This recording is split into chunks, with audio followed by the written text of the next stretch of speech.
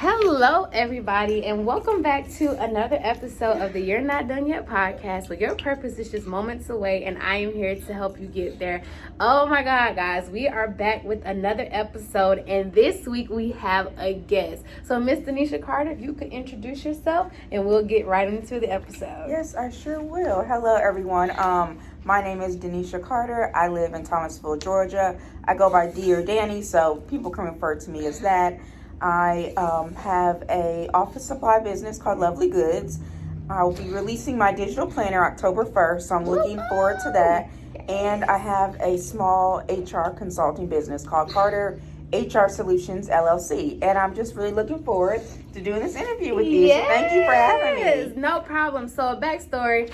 Me and Danisha are Facebook friends and have been very supportive of each other, and everything that she does, we just support each other. So I was a participant in her holiday vendor market last year, and I was able to come out and interview the vendors, but I didn't get a chance to interview Danisha. I was so busy. I was so busy running the event. I didn't have time to do the interview. Didn't have time, and so we were like, we're gonna get it. And so when I made the call for guest, Danisha volunteered, and that's why we're sitting here on the sofa today. So it's gonna be a good episode. We're gonna get to know Danisha, and we're just going to talk about entrepreneurship and motherhood. So let's get into it. So my question is, why did you start Lovely Goods? What was the inspiration behind it? My inspiration behind Lovely Goods is I've always loved looking on blogs and websites, looking at different pictures of people's offices, the office spaces. And sometimes, like when you would go to Walmart, you would see cute office stuff, but it wasn't like a lot of variety. Yeah. So I decided I wanted to do another business venture because I did have Carter collection, which I used to sell jewelry. A lot of people know me for that. Yeah. And I was like, well, maybe let me tap into the office supplies and see how that works. And then I just fell in love with that. So then I started selling like notebooks, pens, the desktop sets. Yeah. Then I had my planner that I released last year. So that's why, I kind of went into selling the office supplies and I started Lovely Goods. Yeah, also I have a couple pens, and those pens write so good, y'all. I have like 3 of them. They're really You have good. to write in pretty pens. Like I don't like just plain black or blue pens. I need some pink, some gold, some different colors. And then like pens with like sayings and memes on them. Like I know that's me. That's all my desk is like. Inspirational. Yeah, like my pens, the one that I ones that I designed, they just say Lovely Lady because my business is called Lovely Goods, so that's why I wanted to say that. Yes, awesome. And so Danisha, for those who don't know, you are a mother. So my next question is, how do you balance motherhood and being an entrepreneur at the same time? Wow, it's not easy at all because I work full time. Yes. I work in human resources for a home health company. Yeah. Thankfully, I work from home, so you're good. It's easy. Right. But as far as balancing, I live by like my planner and a calendar. Like I have to put stuff in my calendar. On Sundays, Sunday afternoons or evenings, I like to go ahead and plan out my week, like what I'm going to be doing for the week. If I wanted to like create content for my social media. And with me working in human resources and having the HR consulting business, I have to stay on top of HR laws. Mm-hmm. So maybe like 1 or 2 days a week, I'll just keep myself updated with current stuff going on in employment laws. That's very important. Yeah. So the main thing is setting your week with intention, knowing like what you're going to do each week. Yeah. And then in the morning, I'll look at my to-do list, like, okay, I have to do this, this, and this. And then one thing I learned that if it doesn't get done, well, I'm going to say I haven't learned. I'm still learning. Yeah. If it doesn't get done at the end of the day, can't stay up till 12 o'clock at night doing that.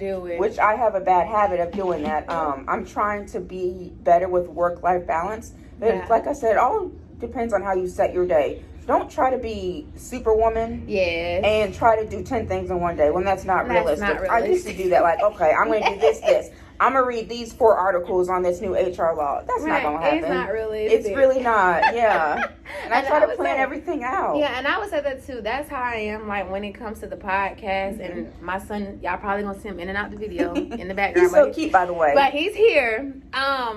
I try to make sure, like you said, Sunday, I'm being intentional, planning things out, trying to figure out, okay, so what can I do Monday, Wednesday, Friday? How can I fit it in? Whether it's after he goes to sleep or whether it's before we get into our nightly routine, what can I do?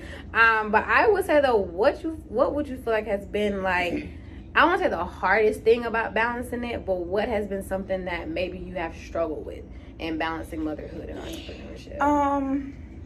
I would say guilt sometimes because I feel like I might be working too late and I might not have been spending as much time with my son. Yeah. So and any mother, I'm sure they could probably relate to that. That's it's like, me. okay, it's 6, 7 o'clock at night, and I could be doing something with him. We could be going for a walk. Yeah. Or when he was younger, when he liked going to the park, go to the park and stuff like that. So that's why I think it's so important. You want your kids to see you being successful and being a hard worker, but you still don't want to take away important time, important from spending time with them. Yeah. Like today, I was, gone pretty much all day because I had some errands to run, then I came down here. But this evening when I go home, if he wants to, I'm going to watch a movie with my son. Spend some time with him. He's a preteen, so it gets kind of harder once they get older. Yeah, so enjoy your little ones while you can, because once they get older, it's a little... Like, that's it. Yeah, it's a little harder. Yeah. I know, and that's the thing is, too, like, with him being 3 years old, I really try to make sure I spend as much time with him as I can. But like you said, I do experience that guilt too, because it's just like I'm working so hard to like try to provide something outside of the norm. Like, like I want to take the podcast serious. I want to grow it as much as I can. You're doing great with it. I'm so proud of you. Thank you. But I don't want to do it at the expense of if, I'm not able to spend as much time with him. So, y'all. But I know for our mothers that are entrepreneurs, I'm pretty sure like a lot of us go through that, if not all of us go through that. And I think it's important to also tap into your support system.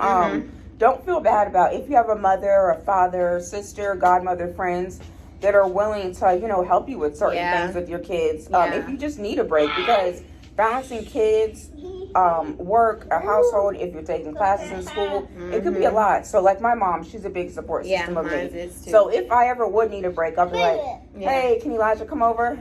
Like when I was working on my master's degree, I could call her. Yeah. Hey, can Elijah come over and just drop him off for a few hours? Right. Yeah, so don't be afraid to ask for help, I would say. Yeah, because your support system is a big thing. Because I know even just up until the time, like I told Mom I was pregnant, and then up until now, it just was like, oh my God. Like for one, I did it because I was nervous, right? I'm like, oh my God, what is she going to say? Right. But at the same time, it was more of like, okay, well, whatever we could do to assist you, like, let us know. Like, don't be afraid. But then at the same time, do you feel guilty if you feel like you send your child over there? Like, no, I don't.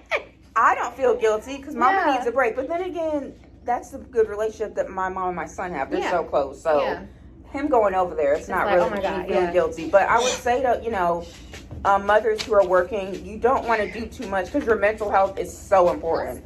Take those breaks when you can. If you need to pull back from like doing stuff with your business, if you're able to do so, it's like getting overwhelmed, because I have anxiety. So when I'm doing too much, it like it eats at you. Yeah, it eats at me. Yeah. So I have to sometimes step back and take a break. One thing I do throughout the day when I'm working, or even before I start, I meditate. Yeah. I use an app called Insight Timer. Okay. My sister recommended it to me. So I can, if I'm overwhelmed at work, I can do the timer for a 5-minute, 10-minute timer, and I'm just sitting there meditating. It's like breathing exercises. So I recommend for you to do that. And then it's like, okay, I did this 5-minute meditation. Now I can go back to work. Yeah. Or I can meditate before I start working, so I can, be calm before I get my day started. Or meditate at the end of the day, so you kind of mellow out from your day. Because I know me personally, like in the morning, I drop him off, and then that's when I do my meditation. Stop. That's when I do my my meditation, because the only other I have like that little piece before I clock in at work. It's like it's the best thing and the best feeling in the world. Yes. So as you know, my podcast is all about purpose. That's my thing. That's my gist. Yes. So my next question is, do you feel like you're pursuing your purpose?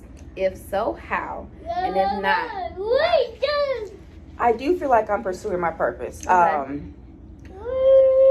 That's a good question. I do feel like I'm pursuing my purpose. I do feel like there's other things that I do want to be doing. So as far as career and business wise, I do know that I'm on the right track. Sure.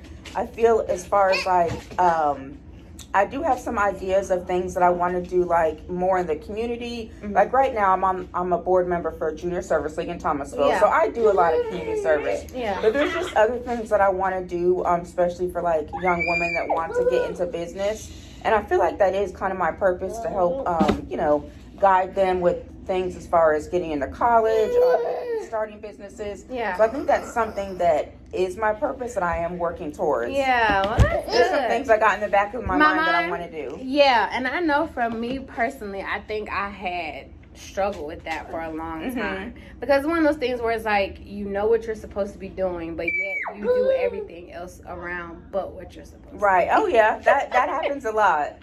It happens a lot. I just remember last year just thinking about different things that I wanted to do. And even before I got in the planning phase, God was like, yeah, I know. Like, what are you, like, yeah, I know. What are you doing?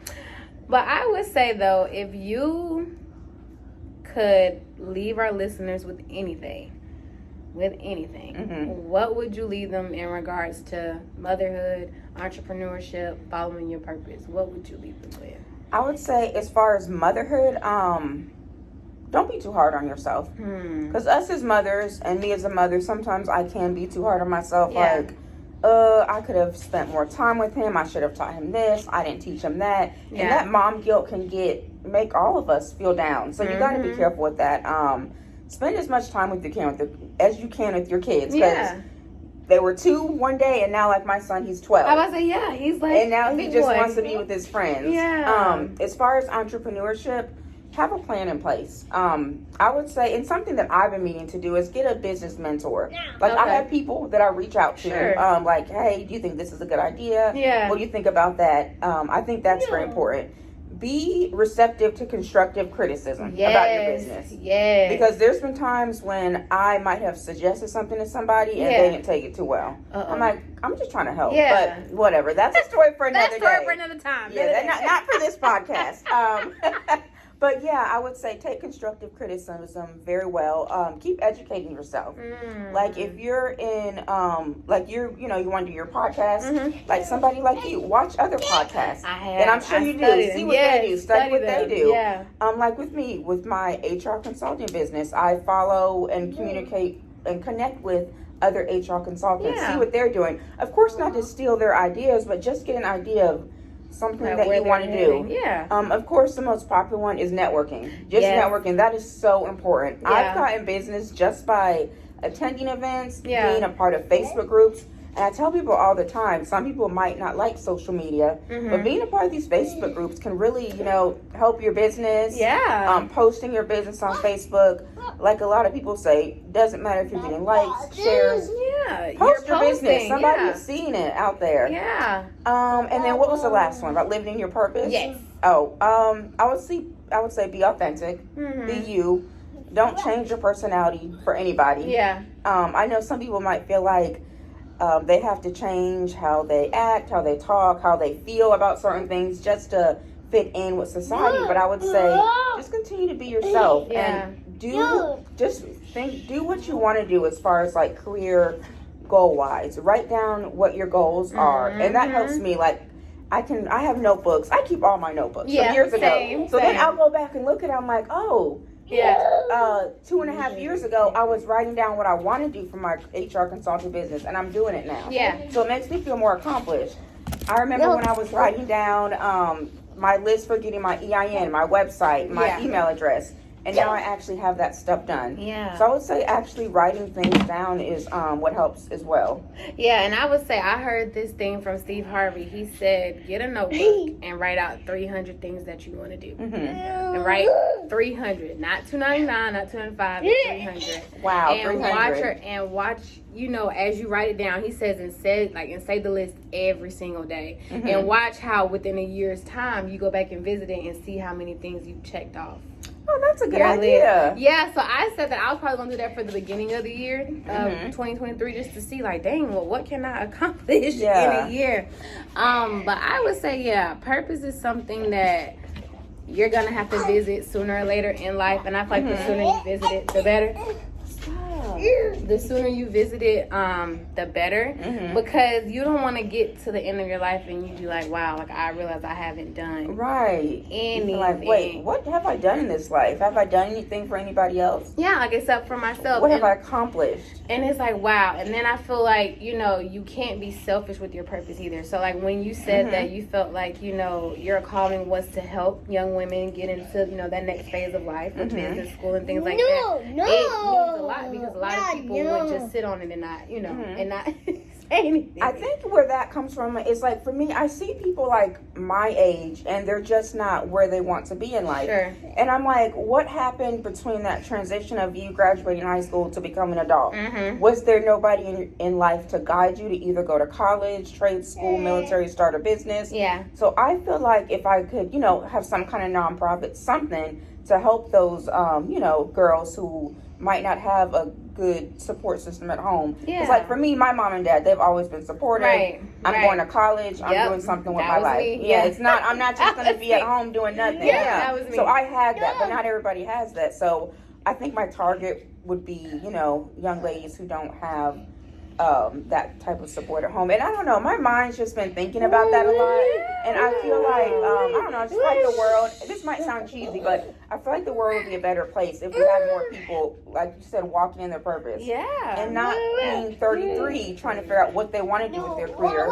Because at 16, 17, 18, they had nobody guiding them. Yeah. So they're just like, oh, I'm just going to, graduate high school and work at Chick-fil-A and just go from there. Yeah, and just figure it out. And just figure it out, not have a solid plan. Yeah, and so that's something I want to do. And I admit, too, like we were talking before, we started recording, that was something that I was doing just like growing up. Mm-hmm. And even to this day, like when I was already on campus at FAMU, like I still get a chance to see some of the ladies that I was able to help. Like really? freshman and sophomore year. So it's just like when you see the people that you poured into, they actually follow through and do what they said they're going to do. Or maybe if it's just something else. But the fact that they didn't give up, like, it means a lot. But to me, I feel like that's how you know that, you're walking, like you say, you're walking the right path. Mm-hmm. Because you feel good about it. And even if that person doesn't do what you expected them to do, they did something. Right. You had some kind of impact on them. And of course, it has to start from within. You have to make sure yourself is right first. So whether that's getting out of a bad relationship, ending friendships that are no good for you, getting mental health services. I've been in therapy before. I highly recommend it for anybody. Don't be, afraid to go to therapy. Yeah, I know obviously there was a big stigma about it, especially in the Black community. Of course. Oh gosh, don't even get me started with that. But I course. highly recommend it.